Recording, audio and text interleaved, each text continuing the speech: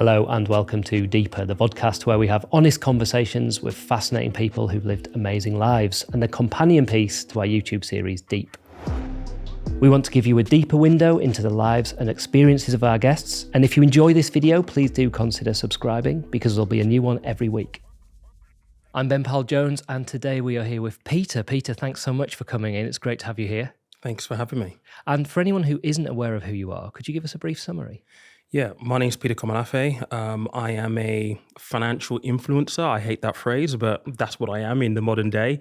But I basically talk about money online. I'm known for a few TV appearances, a best-selling book as well, and I just share my passion around personal finances in an easy-to-understand manner online and through my own channels. Perfect. And easy to understand is why we wanted to speak to you today, because it feels like one of those topics that's massively prevalent, very important, but not always delivered in a way that is kind of consumer friendly. Yeah. So I'm looking forward to talking about it. But before we do, I sort of want to talk a little bit more about you and go back to sort of your childhood and where you were born and where you grew up and start that story.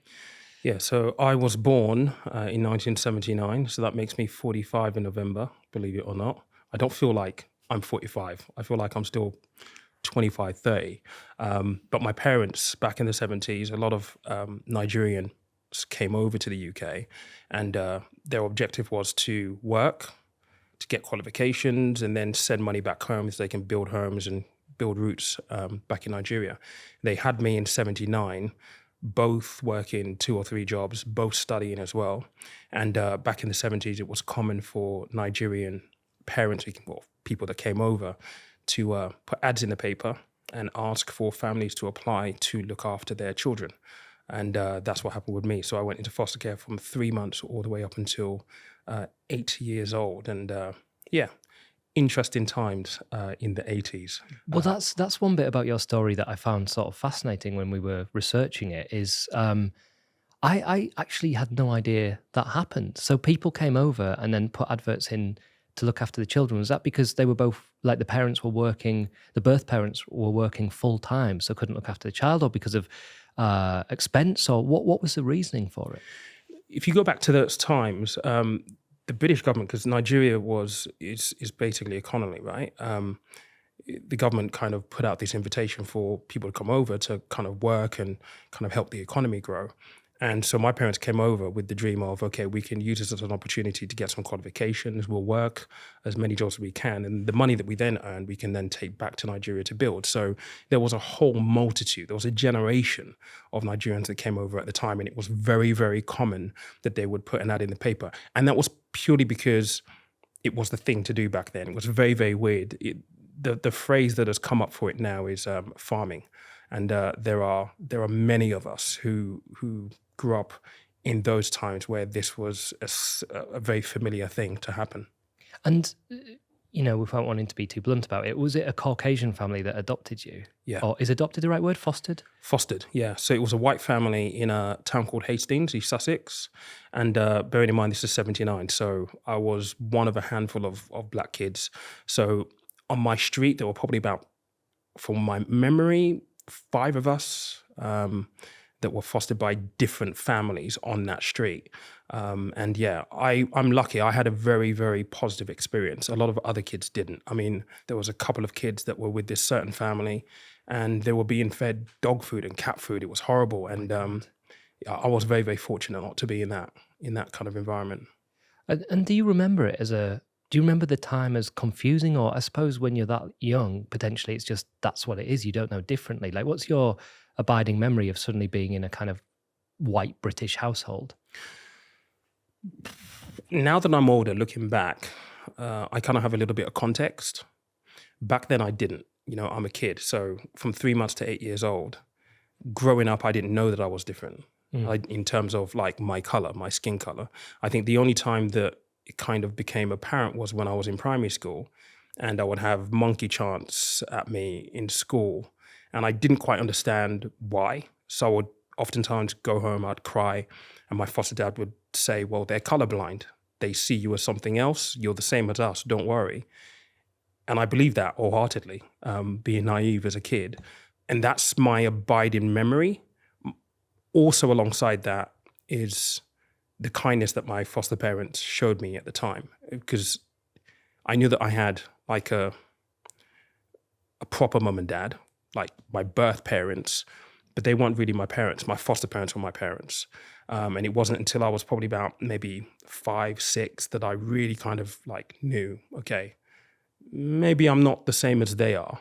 But they did a really good job at, I guess, shielding me from that and trying to prepare me for it as much as possible. I mean, this is in the 80s, so, you know, it's a very, very different time back then. Mm-hmm. When you say there you were aware that you had sort of biological parents and then you had the foster parents, was that because you were told, or were you still sort of in contact with the biological parents? Did you still see them?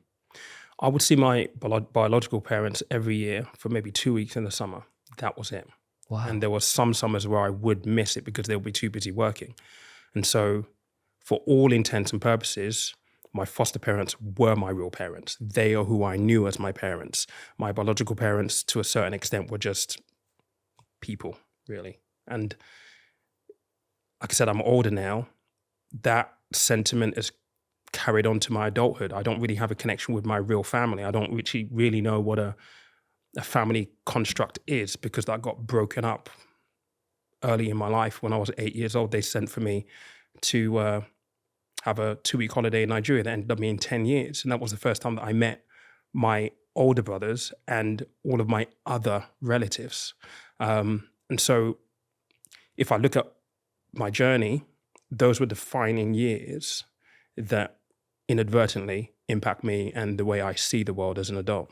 So, I mean, you just said something quite shocking there. So they sent for you for a holiday for 2 weeks and that ended up being 10 years. That was when you were 8 years old.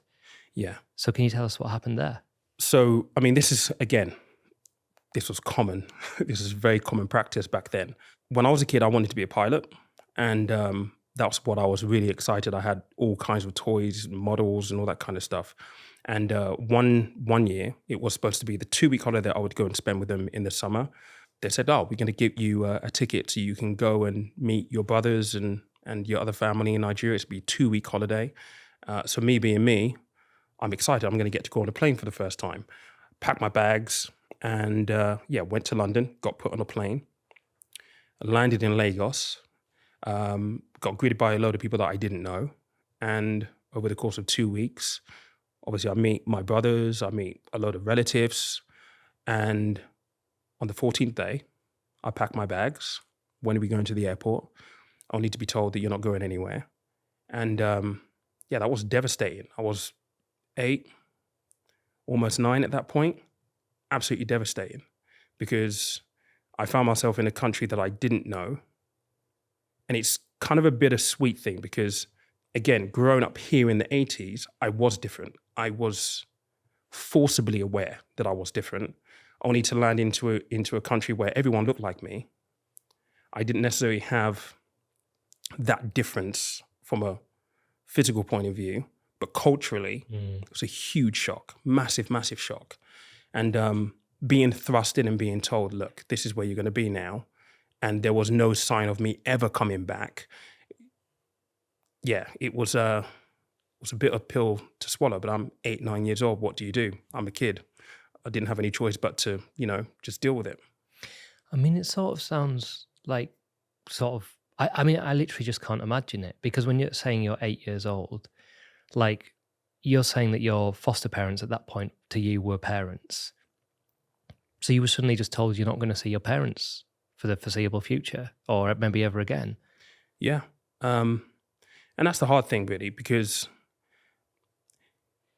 it's world destroying because you're in this weird environment where, okay, everyone looks like you, but I remember distinctly. So I had to finish my primary school education out there, then go into secondary school. And as I was being enrolled in schools, I remember them telling me, you need to watch your back. Like there are certain things that if they do, you need to be mindful of. And the reality then dawned on me, like I look like everyone else, but I'm different. And I was different for all the wrong reasons. I spoke like this. And so there was this perception that this kid is a foreigner. And it was just a really, really weird kind of adjustment to have to make, knowing that this is something that I have no choice but to deal with. And I didn't have any outlet or any emergency kind of like route to get home because I'm a minor. I have no power, no influence, nothing really. And had your biological parents gone back with you? No. So they went back to Nigeria a few years before. And so the person who ended up picking me up for this 2-week holiday was actually my uncle, who I kind of knew of. I'd met a couple of times, and he was the one who put me on the plane. So when I landed in Nigeria, I think it was my mum and her brother or some other family members that met me at the airport, but they'd gone a few years earlier. I'm trying to get my head around it because it's quite the whole thing is quite like the kind, to me, just hearing it, the bit about advertising for the child to be sent elsewhere is quite surprising. And then why did they do it so? I guess the word I want to say is like brutally. Maybe that's unfair, but like, why didn't they say to you, "Look, we're going to go back to Nigeria"? Why did they? Is trick fair, but why didn't they tell you what was happening? In Nigerian culture, the parents make the decisions and the kids go along with it. There isn't this thing where you have a conversation with your child. Right. Like, they're the parents. You're the child. They make decisions. You go along with it. You don't have a say. And like I said, this idea of putting an ad in a paper, I mean, in 2024, unthinkable. Safeguarding, there was none of that back then. You could be putting your kid with a serial killer or but that was the thing that they did back then. And so there's a lot of cultural elements that feed into this. I mean, I found out maybe about 2 or 3 years ago. I had to sit down with my foster dad. My foster mum passed away a few years ago, and they found out that I was in Nigeria through a third party 3 months after I'd left. So they didn't know what happened to me. And when you think of it that way, I think about what that must have been like for them, and the thought process that went through my parents' head to think, well, actually, we can just move this kid away with total disregard for, number one, the kid, but also for the foster parents who had been looking after me for 8 years. But it was the thing that they did back then. And this is something that was common amongst people of my age and my generation whose parents are Nigerian. They came to this country. And God, I mean, it's sort of unthinkable. Like, so they must have been losing their minds. Like, they'd sort of raised you for almost 8 years, and then for 3 months you've just disappeared. Like, and they had no idea where you were or if you were safe then. Yeah, I mean, in the conversation with my foster dad, I don't have a great relationship with my foster parents even still now. My foster dad even now, and he said for the longest time they thought that when I'd come back that I blamed them for me going away, and that kind of just tells how. And I can't imagine how they would have felt, but how they felt finding out that the kid that they cared for 8 years had been just shipped off and taken away for a longer period of time, especially considering that, I got sent back to this country after 10 years, having not spoken to them with £50, and my parents expected me just to go to them and they take me in. It's bonkers when I really think about it now. And I mean, again, you've just sort of like led us into sort of an amazing revelation there, which then I'd like to go back and explore a little bit. So you came back to the UK eventually when you said after 10 years. So I'm guessing you were 18 at this point? Yeah. So just to expand a little bit before we get there. So the 10 years you're in Nigeria, did you manage to eventually feel settled culturally and within yourself? Like, or did you always feel like an outsider? Did you always feel like, because eventually you'd been there longer than you'd been in the UK. So did that sort of level out, or did you always feel like an outsider? I was a stubborn kid. So when I found out that I wasn't coming back home to the UK, I pledged that I would never allow my parents, my biological parents, to know that I've assimilated the culture itself, speak the language. They had to speak to me in English. That was my way of fighting back. I never really felt like I belonged there because at the end of the day, I was there for 10 years in the end, but it wasn't home.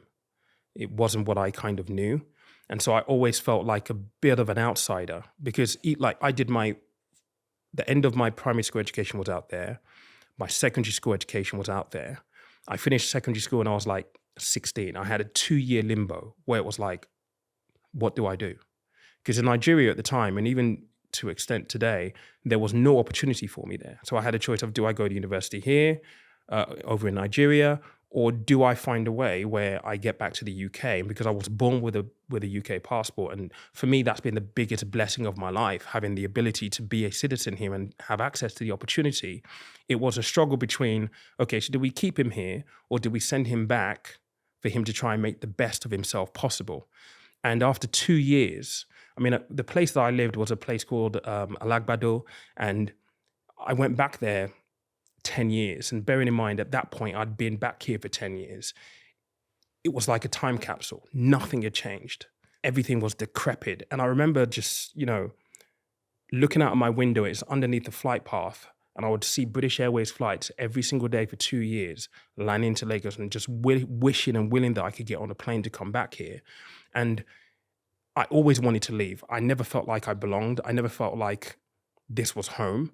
I was always an outsider because of the way that I spoke and because of my outlook. Growing up for the first 8 years of your life in a foreign country to the one that you live in is, you build your roots from there. Mm. And I was never really home. And you said that when you went back there, you were introduced to your siblings for the first time.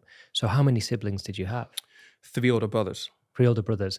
And so why were you the only one that was brought over to the UK? Why had they remained in Nigeria?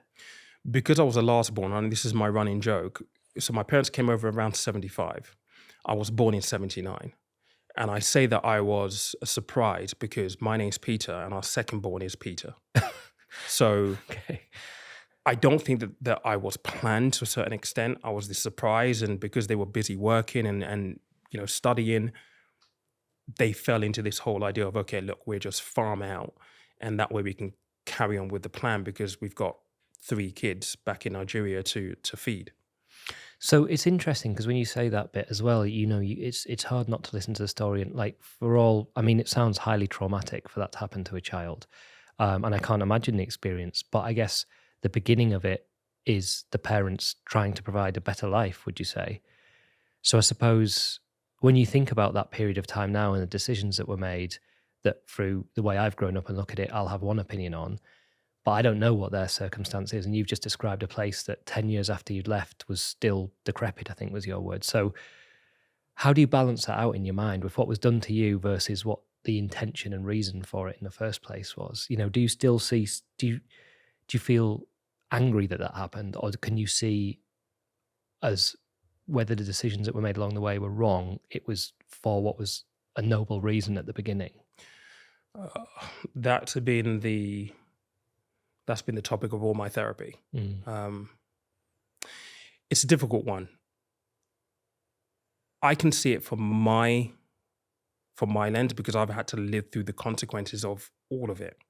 But at the same time, I can kind of appreciate where my parents were coming from. They were searching for better opportunities. They were looking for a better life. And I think they did what they thought was the right thing at the time, not necessarily thinking about the consequences that would come later on for me that I had to deal with. And even as an adult now, I struggle with some of those decisions because it impacts you. To a certain extent, I question what would make you give up a child, a baby at 3 months old, to a stranger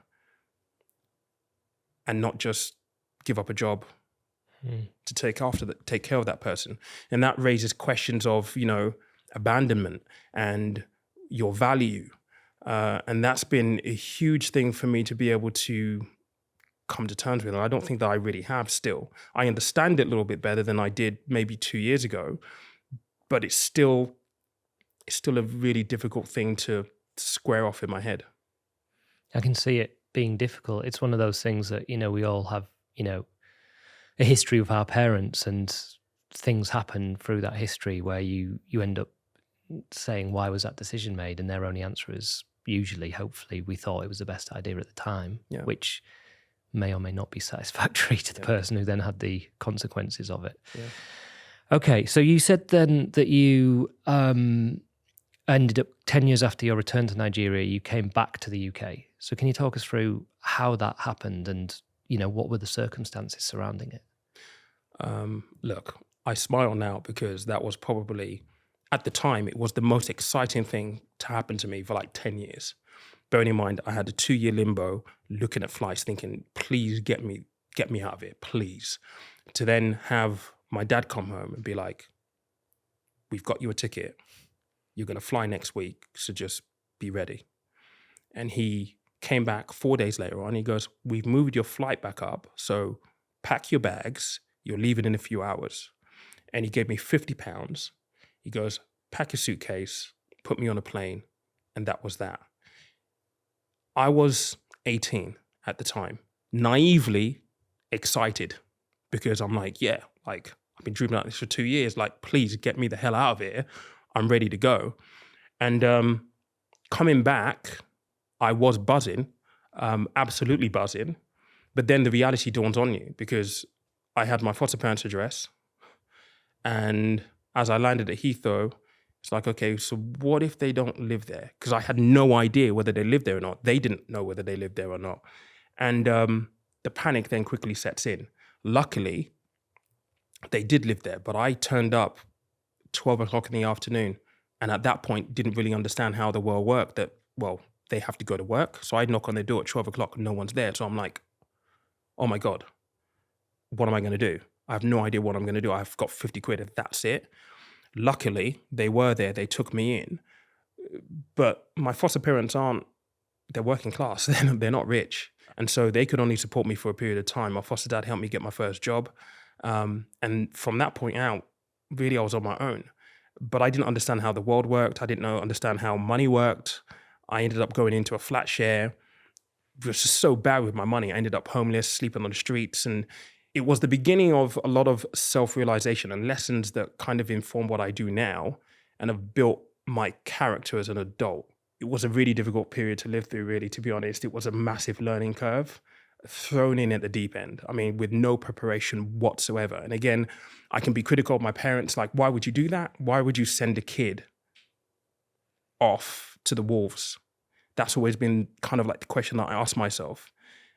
But again, I have to kind of, and again, therapy's helped me realize this, they were doing what they thought was best for me at the time. But what was best for me at the time is worked out okay. It has consequences. I mean, there's so much in that, you tell it so well and so eloquently, but there's so much in that sentence that you just basically said, like, even the fact that it's a week away and suddenly the flight's pulled back to today, like, and then you get sent. I mean, what did you?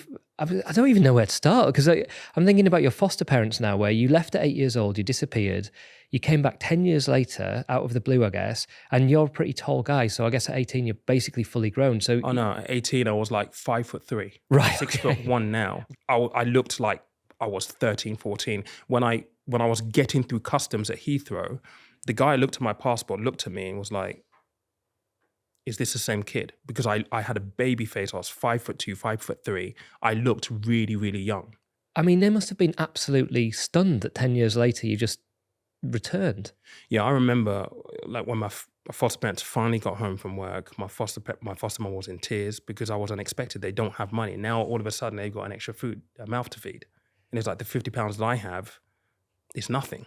You just said that your foster mother cried because she had another mouth to feed, which probably felt quite devastating. But at the same time, what I'm taking from that is that they're immediately willing to feed you. As in, was there any sense of like, sorry, we don't know who you are anymore, as in it's been 10 years, or were they immediately like, okay, you better come back in? No, they didn't hesitate. And that's probably one of the biggest gifts ever. Like, honestly, I've thought a lot about this over the past 18, 20 years that I've been here.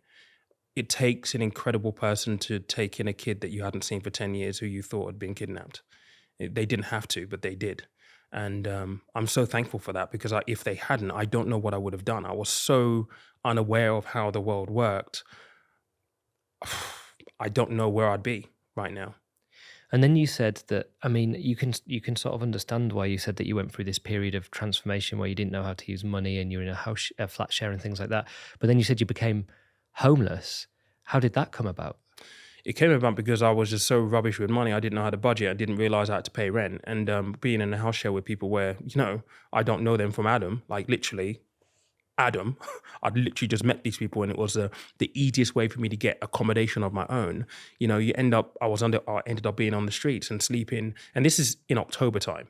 So like, this is cold time of the year. That was more defining than anything else for me. It's one of the biggest lessons that I learned, because it's weird when you talk about being homeless, because oftentimes I think society just assumes that you're a victim of your own actions.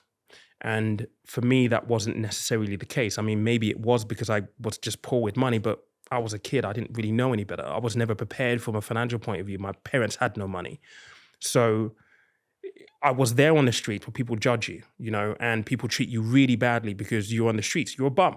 So why am I going to help you? And for me, it was really, really weird, because I remember, at night, you're trying to find somewhere warm to sleep, and you'll see people, with their curtains open in a comfortable house. And that's what you hope for. That's what you want. And during the day, because you got nowhere to go, nothing to do, you end up walking around and you watch people going about their normal life, and you wish that that's what you could have. And as difficult as that was, that's been a huge founding pillar of my attitude towards work and my attitude towards what I talk about now when it comes to finances, because it was a real big defining moment. There's nothing that makes you feel like you are inconsequential than when you're on the street and people treat you like you're a cockroach. There's nothing that makes you feel smaller. And I can understand why people who are homeless will turn to drugs or turn to drink just to find some kind of solace. I wouldn't wish it on my worst enemy. It's horrible. So how on earth do you re-enter society at this point? And you're in Hastings at this point, yeah. So how on earth do you find a way back into society?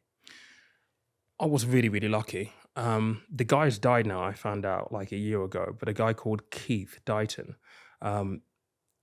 It was a weekend, and he talk about a Friday, Saturday night in the town centre in Hastings, trying to find somewhere to sleep. And, I was underneath a table, and I've had instances where lads go out, they're drunk, and they see you. I've had someone try to take a piss on me once. They kick you and try and victimize you. And he goes like, "What are you doing?" And I'm like, "What do you think I'm doing?" I've got nowhere to go, so I'm trying to get some sleep. Can you do one, please? And he goes, "Look, you can't sleep here. Like, you just can't. Come with me, and I'll give you a sofa that you can sleep on for the evening." And skepticism, obviously, because I don't know this person from Adam, and instinct was like, okay, look, I'd been on the street for so long, and it's just cold and it's horrible. And I was like, okay, cool. It would be nice to sleep on the sofa. And he was the one that really gave me a lifeline. He then allowed me to go to his mum's house, and I stayed with them for a period of time. And that allowed me to get things together where I was able to get into some sheltered accommodation. And that really is the moment that I was able to get off the street and try and build a little bit of stability. And so who was he? Was he a young person like yourself, or was he a family man, or, No, he was a young person at the time, probably a little bit older than me, but not much older than me. Wow. And I mean, I guess walking around Hastings, seeing a homeless person won't have been a brand new experience for him. So what was it that you think made him reach out to you as opposed to any of the others? I have no idea. And I couldn't listen. I couldn't tell you what he was thinking, because the risk is on. It's a two-way risk, right? I could be anyone. I could be crazy. I could rob him blind, but it was an act of kindness that really helped me out.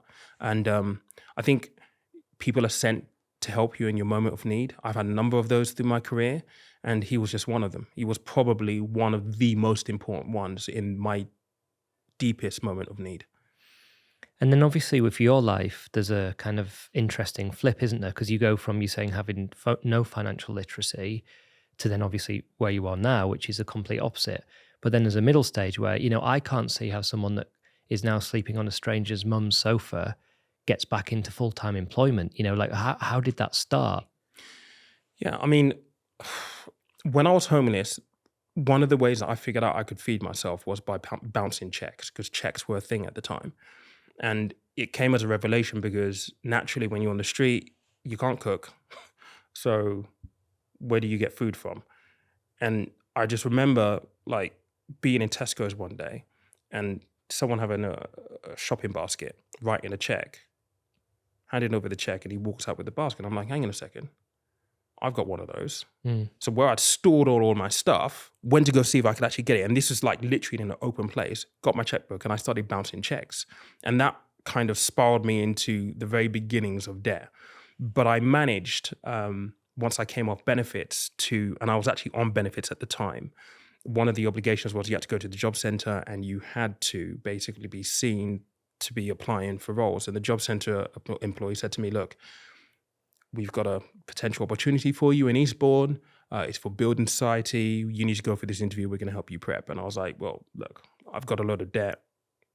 There's no point. Like, it's a waste of time. And he goes, look, if you don't go, you're going to lose your benefits. So I ended up going for this interview, wearing jeans and a leather jacket, completely disinterested, because I was thinking, you're not going to employ me and I don't actually want a job here because I probably owe you money through companies that own you.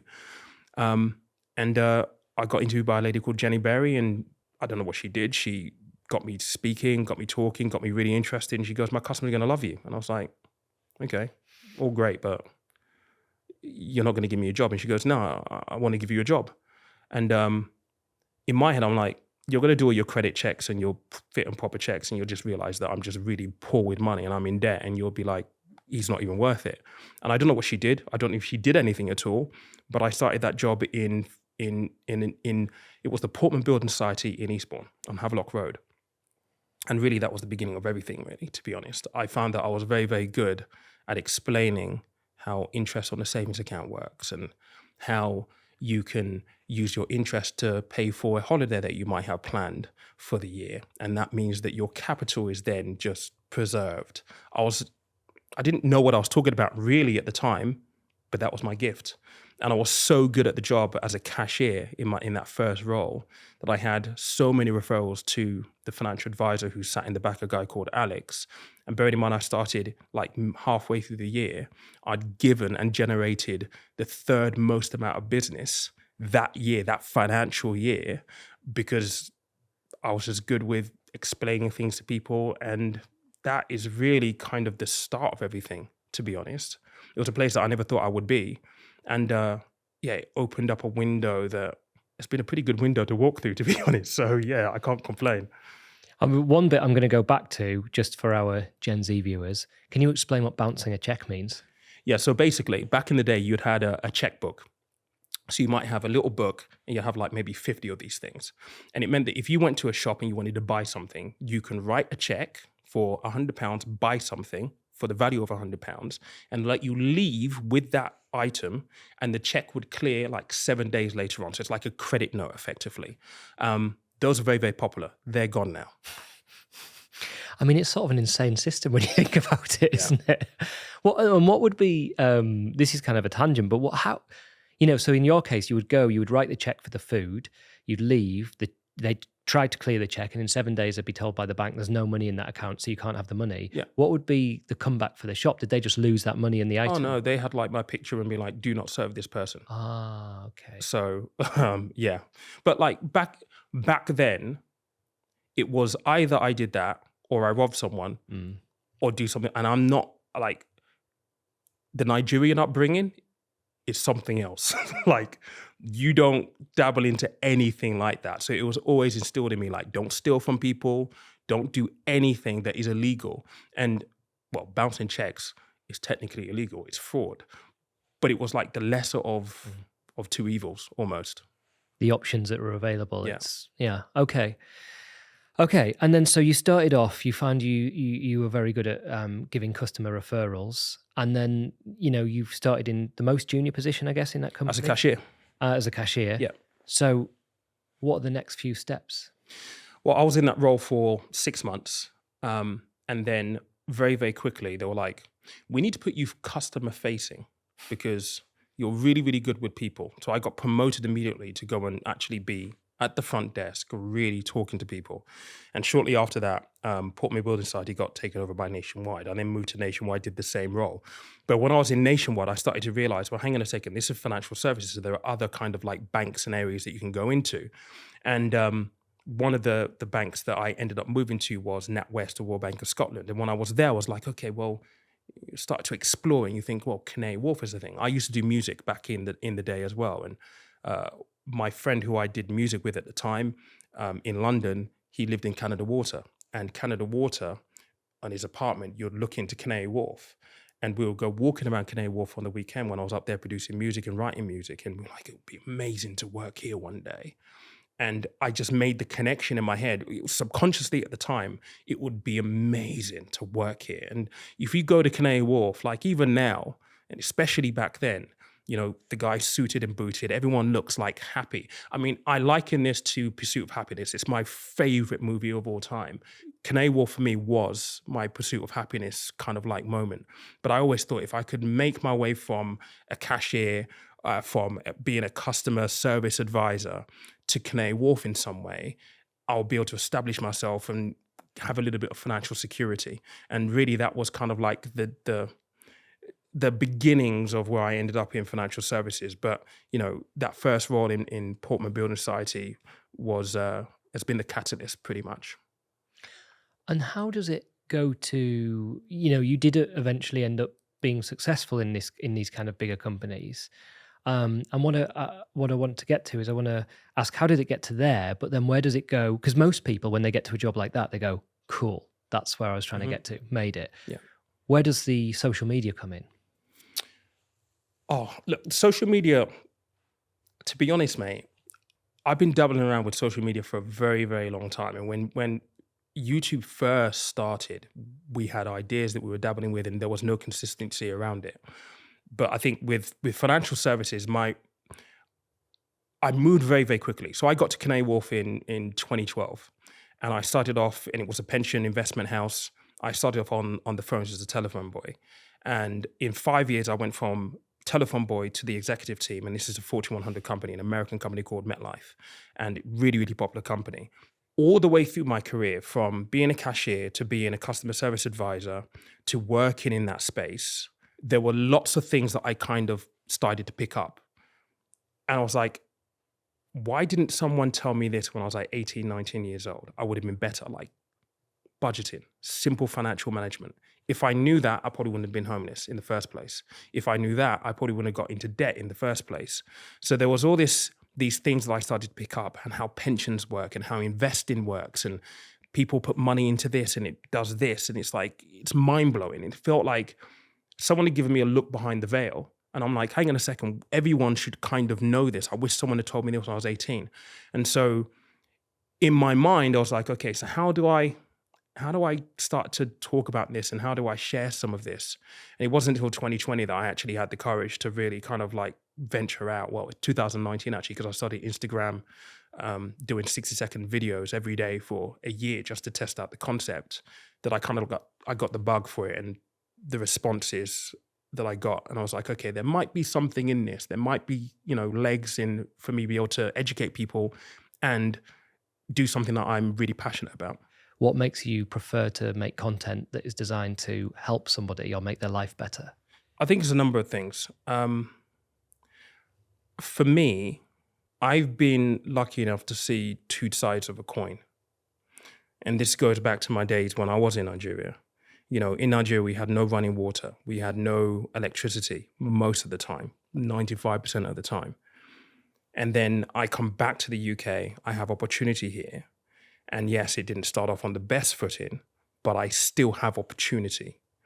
And I think for me, because I've seen both sides of the coin, and seeing that opportunity is really the biggest gift that anyone has, for me, I look at things and I go, right, okay, so if someone walking behind me, treading in my footsteps, went through the same journey, I know all this stuff that I wish someone had taught me when I was 18, 19 years old.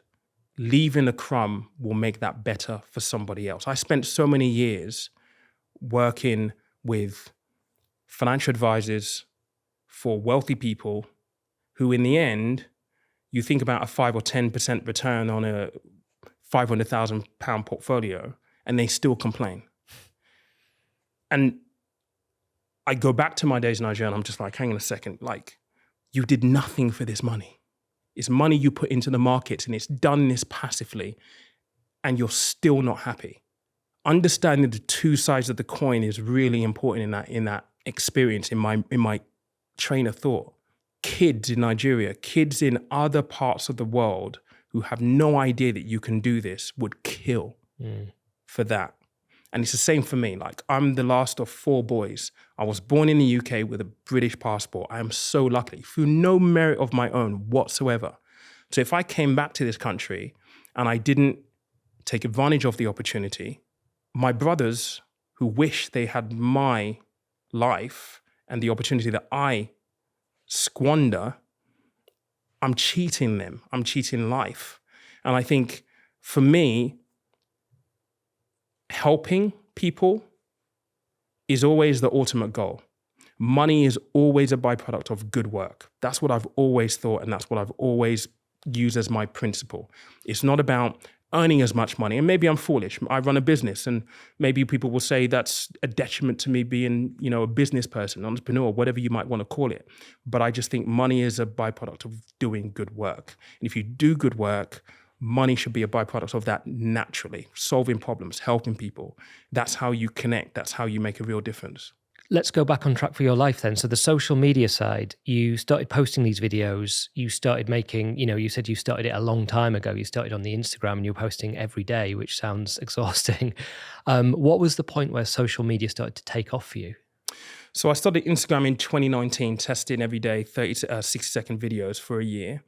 And then it was at the end of 2019, I was like, okay, I need to bite the bullet and go long form. Because for what I talk about, short form, 60 seconds isn't really enough. So I was like, okay, we need to go long form content so I can explain some of this stuff in an easy fashion for people to understand. And the only way of doing that would be YouTube. And so I remember taking a course at the end of 2019. And when I came back in 2020, the channel would already started. So I think the first video went up on like January the 5th or something like that. And I had a batch of videos ready to go. So COVID was already a thing in the January, but nobody knew that COVID was going to shut down the world in like the March. And just as I went away for Christmas in the December of 2019, I got headhunted by another company to go work for them and head up a new project on speaking to people, explaining financial concepts. But as it turned out, with COVID, we couldn't do that because it was supposed to be in person. So me being the latest guy that they recruited, a few months later, they were like, look, it's not really going to work out. Off you go. And I found myself in a situation where I was like, hang on a second, I've already started this now, so I might as well just see this through. And so through 2020, I just put my head down and just smashed out the content, thinking, right, let's try and build something. It didn't start to pay off until 2021. I earned zero money in 2020. And the crazy thing is that I remember going away with my missus in the December of 2020 and saying to her, like, right, if I can get this running, I can earn, 50K in 2021. That would be amazing. In 2021, I did 120,000. That's from zero. So social media went from like this thing that I was kind of and ahhing about, but the intention was pure, help people, provide information, talk about the things that I'd learned, and be a representative of the fact that I did not come from this, because I don't. I'm a financial advisor, qualified financial advisor, but I don't look like one. And I think that's helped me to a certain extent. So for it to go from that to 120,000 in the first year, I was like, oh my God, this is absolutely crazy. And it's been a roller coaster from there, because then TV came along, my book, the opportunity to write a book came along. It's just, social media has really changed my perspective on, what possibilities and opportunities you have. And when you say 120K, this is going to sound like a silly question, but because it's social media, do you mean subscribers or like revenue? That's revenue through the business. So it's really interesting that you say that, because one of my questions was that a lot of people are embarrassed to talk about money for lots of reasons. Sometimes they're embarrassed to say they earn a lot. Sometimes they're embarrassed to say they earn a little. Why do you think that is culturally? I think, look, as British people, we have this stiff upper lip. It's very, very impolite to talk about money. Whereas if you think about America, they're very braggadocious about money. And I think that's culturally because in America, you have to kind of fend for yourself. You've got to be able to afford healthcare, for example. There's so many things that are your financial responsibility to cater for. And so people take pride in, I earn this much, so that I can afford healthcare and all this kind of stuff. I think in the UK, to a certain extent, because we have, our social services, NHS, that kind of thing, we don't necessarily talk about those things naturally as the Americans do. And I think that's one thing that kind of needs to change. There's nothing wrong with talking about money and saying, look, I've done this. I'm always very mindful when I talk about, money and all this kind of stuff, that I don't want to come across as though I'm bragging, like I'm doing this. I always try and talk about it from, my background is very, very different to where I am right now. And it's a blessing that I'm here at this point in time. But there have been very, very hard lessons along the way. And the real lesson isn't how much necessarily I earn. It's the things that I've learned that I've had to implement to make what I earn now provide me with the security that I never had. And once upon a time when I was on the street was a pipe dream for me to have. But I feel like in a social media age, there's a lot of focus on the destination and not necessarily the journey. The journey is really where the good stuff is at. When you started, probably TikTok probably didn't exist then, TikTok didn't exist then. TikTok's come along now, new platforms arrive and disappear. What's your kind of end goal with it? Like, what would you most like to be doing in 5 years? Would it be a bigger social media empire, or would that be a means to launch other projects? What are you looking to achieve?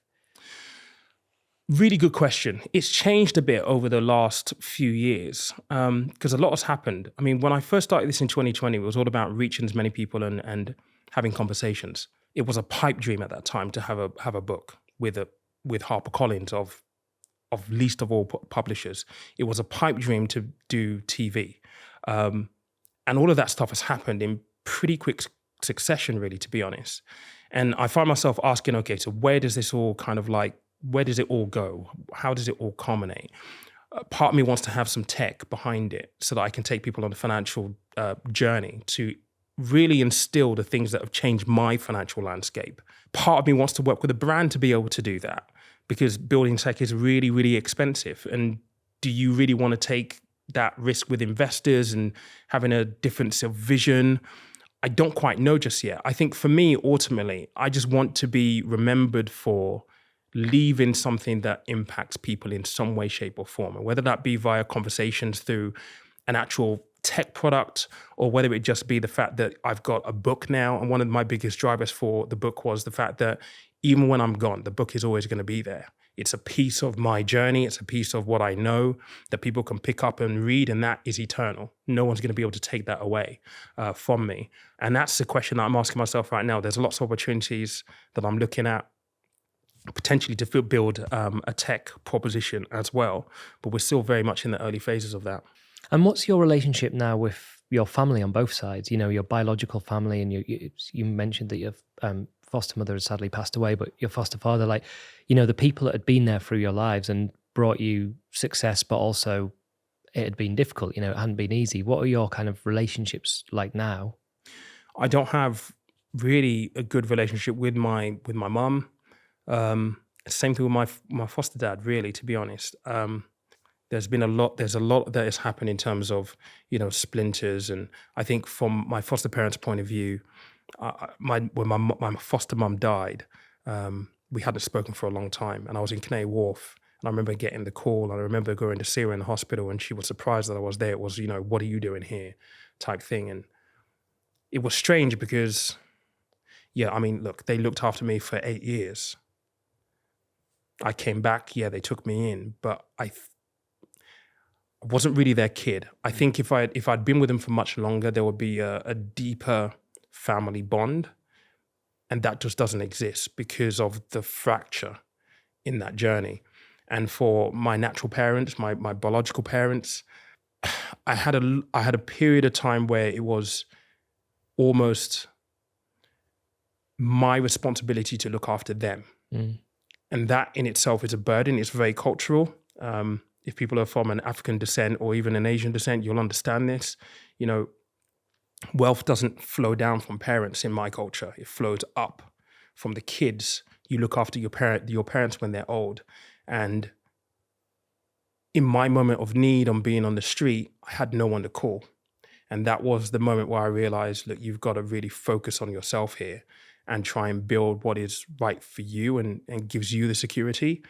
And I don't think that went down really well. And so there isn't really a great relationship on either sides. And it's probably why I'm so independent, and why I've not really needed much help. And that is a positive, but there's also a negative side to things, and balancing that coin is a challenge. And I can see that. And, you know, a lot of people, I think, would look at your life as it is now and they'd go, they'd love that. Like, very successful, achieves the dream sort of financially, but then also achieved most people's dreams, which is to turn something that they see as a hobby, i.e. making social media, their kind of focal point, and then that opening doors to other things. And I guess what people don't see is the process you went through.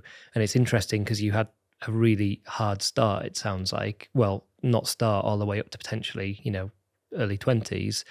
And that now has turned into something that in current society would be seen as like the pinnacle, like successful business person, successful entrepreneur. So when you think about that, about the two sides of life that you know, what you had to go through to what you've got, if you could go back and speak to the younger you know, it's kind of one of those questions that people ask a lot. But for someone like yourself, it's like, I mean, you presumably could never imagine that you would be in this position when you came back to the UK with 50 quid in your pocket.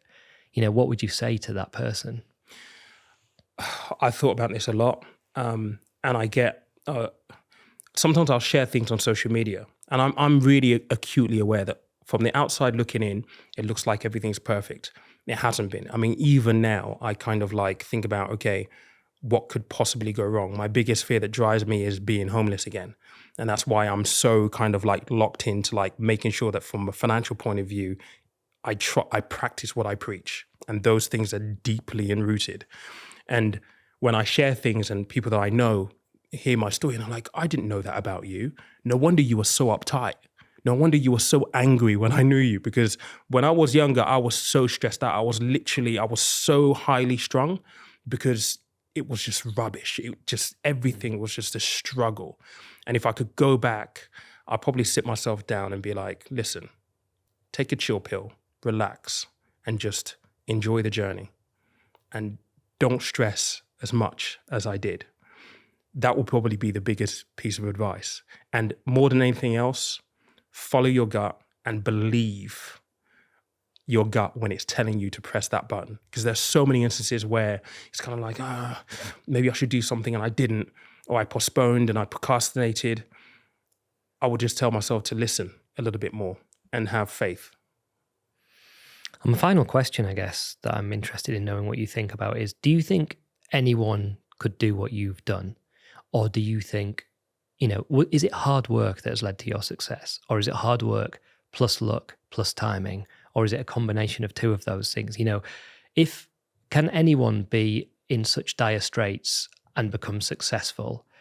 Or do you think in current society, it's like, you know, people have a limit of what they can achieve and you've been lucky? I think it's a combination. Look, my social media following is not the biggest. I could probably exploit a little bit more for more social media growth. My YouTube's at 56,000 at this point. I've got 37,000 on Instagram, or 36,000 on Instagram. You know, I haven't got millions and millions of followers. I don't even know that is my aspiration. But I'm a smart guy, but I'm not stupidly smart. I think hard work, determination, the ability to apply yourself, more importantly, the ability to really visualize what you want and go after it is what's culminated into this. Anyone can do this. Anyone can do this. And anyone could do it way better than I have. I have been extremely lucky. I've had people that have opened doors for me. You know, Keith Dighton, take me off the street. Jenny Berry giving me that first job in financial services. When I was in Canary Wharf, Richard Horner. I could mention so many people that gave me an opportunity. You know, people can give you an opportunity. You have to walk through the door and actually make the most of that opportunity. What I think has made the difference for me, though, is because I've seen both sides of the coin.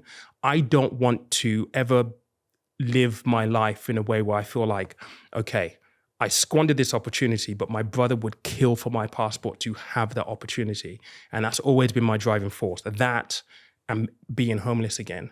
I think it's really important for you to understand what drives you, to understand what you want, and believe in your capability to achieve it, because nothing's easy. It's hard. It's really, really hard work. I got to tell you, it's stressful as well. Sleepless nights. People think, you've been on Channel 4 and all this kind of stuff, but people don't see how I don't sleep at night because I'm prepping, because I don't want to mess up on live TV, because I'm that kind of dialed into the fact that this is a huge opportunity and I dare not squander it. I think it's all about a combination of things more than anything else.